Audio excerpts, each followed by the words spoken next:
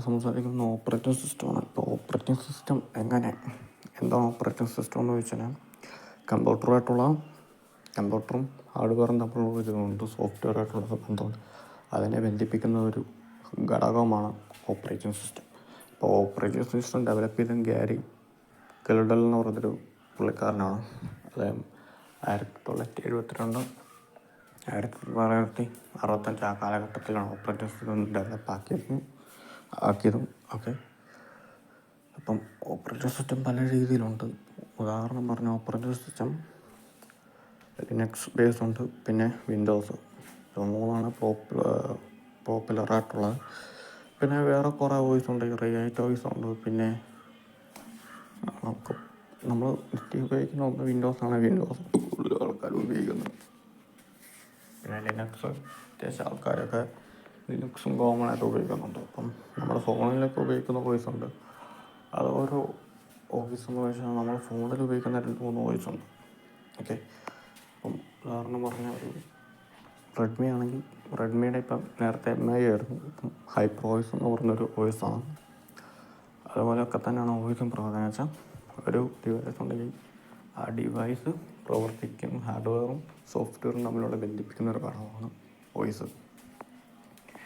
അപ്പോൾ വോയിസ് നിങ്ങൾക്ക് പല രീതിയിലും ഡെവലപ്പ് ചെയ്യാമെന്ന് വെച്ച് കഴിഞ്ഞാൽ വോയിസൊക്കെ ഡെവലപ്പ് ചെയ്യാൻ പറ്റും. അതിന് അത്യാവശ്യം പ്രോഗ്രാമിങ്സ് അറിയണം, കുറേ കാര്യങ്ങളുണ്ട്, അതുകൂടെ. അപ്പം അതാണ് വോയിസ്. പിന്നെ വോയിസിൻ്റെ ഫുൾ ഫോം ഓപ്പറേറ്റിംഗ് സിസ്റ്റമാണ്. അതാണ് വോയിസ് എന്ന് പറയുന്നത്. ചുരുക്കപ്പേർ വോയിസ് എന്ന് പറയും. പിന്നെ വോയിസ് നിങ്ങൾക്ക് ഡെവലപ്പ് ചെയ്യാമെന്ന് ചോദിച്ചു കഴിഞ്ഞാൽ ഡെവലപ്പ് ചെയ്യാൻ പറ്റും. അതിന് കുറച്ച് പാടാണ്. അതിന് നല്ല പ്രോഗ്രാമിംഗ് നോളജും കാര്യങ്ങളെല്ലാം പറയും. കോമൺ യൂസ് ചെയ്യുന്നത് വിൻഡോസാണ് സാധാരണ എല്ലാവരും യൂസ് ചെയ്യുന്നത്. മിക്കുള്ള ആൾക്കാരെല്ലാം വിൻഡോസാണ്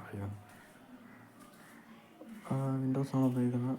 ഓക്കെ, വിൻഡോസാണ് കോമൺ ആൾക്കാർ ഉപയോഗിക്കുന്നത്. അപ്പം വിൻഡോസ് ഉപയോഗിക്കാം. പിന്നെ കുറേ ഈ ലിനക്സ് ബേസ് ആയിട്ടുള്ള കുറേ ഓപ്പറേറ്റിംഗ് സിസ്റ്റം ഉപയോഗിക്കാം. അപ്പോൾ ഒരു ഓപ്പറേറ്റിംഗ് സിസ്റ്റം നമുക്ക് ഉപയോഗിക്കാവുന്നതാണ്. പിന്നെ ഉള്ളത് ഇതാണ് ഓപ്പറേറ്റിംഗ് സിസ്റ്റത്തിനെ കുറിച്ച് എനിക്ക് പറയാനുള്ളത്. പിന്നെ ഓപ്പറേറ്റിംഗ് സിസ്റ്റം നിങ്ങൾക്ക് പലതരത്തിലുള്ള രീതിയിലും ഇപ്പം സെക്യൂർ ആക്കുന്നതാണ് നല്ലത്. വെച്ചാൽ അപ്ഡേറ്റ് ആവുന്നതനുസരിച്ച് ഒരു ഈ വൈറസസ് അല്ല, കുറേ കാര്യങ്ങളുണ്ട്. അതിനനുസരിച്ച് അപ്ഡേറ്റ് ആണെങ്കിൽ നമ്മൾ വോയിസ് കുറച്ചും കൂടെ ശക്തമായിരിക്കും, കാര്യങ്ങൾ മനസ്സിലാവും. ഇപ്പം സെക്യൂരിറ്റി ഫീച്ചേഴ്സ് വോയിസിനെ വരണമെങ്കിൽ നമ്മൾ അപ്ഡേറ്റ് ആയിക്കൊണ്ടിരിക്കണം വോയിസ്. അതിന് കേപ്പബിളായിട്ടുള്ള ഒരു ഹാർഡ്വെയർ ആണെങ്കിൽ കുഴപ്പമില്ല. അപ്പം 10-12 വർഷം പഴക്കമുള്ള കമ്പ്യൂട്ടറിനകത്തൊക്കെ വോയിസൊക്കെ ഇൻസ്റ്റാൾ ലാപ്പാണെങ്കിൽ അത് പാടാം. ഇപ്പോൾ കമ്പ്യൂട്ടറാണെങ്കിൽ നമുക്ക് വേണമെങ്കിൽ അതിൻ്റെ ഹാർഡ്വെയറിൻ്റെ കുറച്ചതൊക്കെ ഒന്ന് മെയിൻറ്റെയിൻ ചെയ്താൽ തന്നെ നമുക്ക് വോയിസൊക്കെ ഇൻസ്റ്റാൾ ചെയ്ത് സെറ്റപ്പ് ആക്കാം. അതിനെക്കുറിച്ച് ഞാൻ പിന്നെ പറയാം. ഇപ്പം അത്യാവശ്യം ഒരു ലാപ്പിലൊക്കെ ആണെങ്കിൽ ഒരു 2 വർഷം പഴക്കമുള്ളതിനൊക്കെ ആണെങ്കിൽ നമുക്ക് അപ്ഡേറ്റ് ആക്കാം. അപ്ഡേറ്റ് ആകുന്നതനുസരിച്ച് അതിനുള്ള സ്റ്റോറേജും ഉപയോഗിച്ച് അറ്റാക്കിൽ നിന്നൊക്കെ രക്ഷപ്പെടാം. പിന്നെ മലീഷ്യസ് ആയിട്ടുള്ള ലിങ്കിലൊന്നും നിൽക്കാതിരിക്കുക. ലിങ്കിലൊക്കെ നിൽക്കിക്കഴിഞ്ഞാൽ നിങ്ങൾ ആ വോയിസ് എവിടെയെന്ന് ചോദിച്ചു കഴിഞ്ഞാൽ പേഴ്സണലി നിങ്ങൾക്ക് എന്തെങ്കിലും ഡേറ്റാസ് ഉണ്ടെങ്കിൽ ആ ഡേറ്റാസ് എന്തെങ്കിലും മലീഷ്യസ് ആയിട്ടുള്ള എന്തെങ്കിലും ലിങ്ക് നിൽക്കിക്കഴിഞ്ഞാൽ പിന്നെ ആ വോയിസ് നിങ്ങൾക്ക് യൂട്ടിലൈസ് ചെയ്യാമെന്ന് ചോദിച്ചു കഴിഞ്ഞാൽ ഒന്നെങ്കിൽ റീസെറ്റ് ചെയ്യണം, അല്ലെങ്കിൽ ഡേറ്റാസ് മൊത്തം കളയുന്ന രീതിയിലുള്ള റീസെറ്റ് ചെയ്യണം. അത്രയേ പറ്റത്തുള്ളൂ. അല്ലാതെ അതിന് നമുക്കൊന്നും ചെയ്യാൻ പറ്റില്ല. വെച്ചാൽ ആ പ്രോഗ്രാം റൺ ചെയ്യുന്ന സമയത്ത് കഴിഞ്ഞ് കഴിഞ്ഞാൽ പിന്നെ അവർക്ക് അതിലുള്ള കോഡ് റൺ ചെയ്യും. ഇപ്പോൾ റൺ ചെയ്യുന്നതനുസരിച്ച് അതിലുള്ള ഡേറ്റാസ് അവരുടെ കിട്ടും. ഇപ്പം അറ്റാക്ക് നമ്മളിപ്പോൾ എന്തെങ്കിലും മലീഷ്യസ് ആയിട്ടുള്ള എന്തെങ്കിലും ഡൗൺലോഡ് ചെയ്യാനൊക്കെ ആയിരിക്കും. ഇപ്പോൾ ക്രാക്ക്ഡ് വേർഷൻസൊക്കെ ആയിട്ടുള്ള സംഭവമൊക്കെ നമ്മൾ ഡൗൺലോഡ് ചെയ്യും. ഇപ്പം അതിനകത്ത് എന്തെങ്കിലും മലീഷ്യസ് ആയിട്ടുള്ള സാധനമൊക്കെ ഉണ്ട്. അപ്പം അത് നമ്മൾ ഡൗൺലോഡ് ചെയ്യുമ്പോൾ അതിനകത്ത് പ്രോഗ്രാം ചെയ്ത് വെച്ച് കഴിഞ്ഞാൽ നമ്മളെ ഒരു സിസ്റ്റം തന്നെ ഇതാൻ സാധ്യതയുണ്ട്. അപ്പം എനിക്ക് പറയാനുള്ളത് സേഫ് ആവുക, കാര്യങ്ങൾ മനസ്സിലാക്കുക.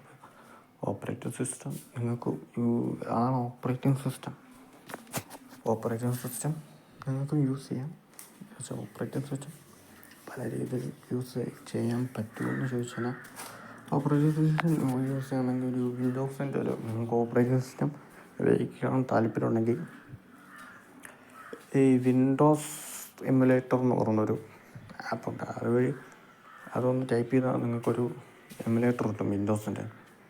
അത് വെച്ച് നിങ്ങൾക്ക് ഫോണിലാണെങ്കിൽ അതെങ്ങനെ പ്രവർത്തിക്കുന്നതും വിൻഡോസൊക്കെ ഇങ്ങനെ യൂട്ടിലൈസ് ചെയ്യാൻ പറ്റുമെന്നുള്ളൊരു കേപ്പബിലിറ്റി ഒരു അത് പ്ലേ സ്റ്റോറിലുണ്ട്. അത് എമുലേറ്റർ എന്ന് പറഞ്ഞ് അടിച്ചാൽ അത് കിട്ടും.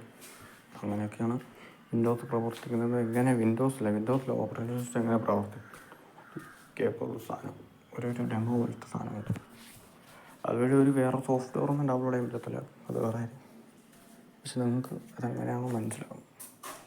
ഓക്കെ, ഇതാണ് ഓപ്പറേറ്റിംഗ് സിസ്റ്റം. പിന്നെ ഓപ്പറേറ്റിംഗ് സിസ്റ്റത്തിനകത്ത് നമ്മളെല്ലാ ഡേറ്റാസും കാര്യമൊക്കെ മാനേജ് ചെയ്യുന്നതും കാര്യമൊക്കെ മനസ്സിലാക്കുന്നത്. ഇതാണ് ഓപ്പറേറ്റിംഗ് സിസ്റ്റം. അപ്പോൾ ഓപ്പറേറ്റിംഗ് സിസ്റ്റം നിങ്ങൾക്ക് യൂട്ടിലൈസ് ചെയ്യാൻ പറ്റും. ഓപ്പറേറ്റിംഗ് സിസ്റ്റം നിങ്ങൾക്ക് നല്ല രീതിയിൽ ഉപയോഗിക്കാനും പറ്റും. ഓക്കെ, ഇത്രയോളം എനിക്ക് പറയാനുള്ളത്. അപ്പം ഇതാണ് ഓപ്പറേറ്റിംഗ് സിസ്റ്റമായിട്ട് ബന്ധപ്പെട്ട കാര്യങ്ങൾ. അപ്പം ഇത്രയും കാര്യങ്ങൾ അറിഞ്ഞാൽ നിങ്ങൾക്ക് നല്ല രീതിയിൽ ഓപ്പറേറ്റിംഗ് സിസ്റ്റം യൂസ് ചെയ്യാൻ പറ്റും. ഇനിയും പറയാൻ പോകുന്ന ഒരു കമ്പയറേഴ്സ് ആയിരിക്കും. കമ്പയറേഴ്സും നിങ്ങൾക്ക് അങ്ങനെ ഫോണിനകത്ത് ഒരു കോഡിങ് ഒക്കെ ചെയ്യാൻ പറ്റുന്ന കമ്പയറേഴ്സിനെ കുറിച്ചാണ് പറയുന്നത്. അപ്പം എങ്ങനെ ഫോണിനകത്ത് കോഡ് ചെയ്യാം. ഓക്കെ, ഫോണിനകത്തും കോഡ് ചെയ്യാൻ പറ്റും. അതിനുള്ള കമ്പയറേഴ്സൊക്കെ ഇല്ലാത്തതാണ്.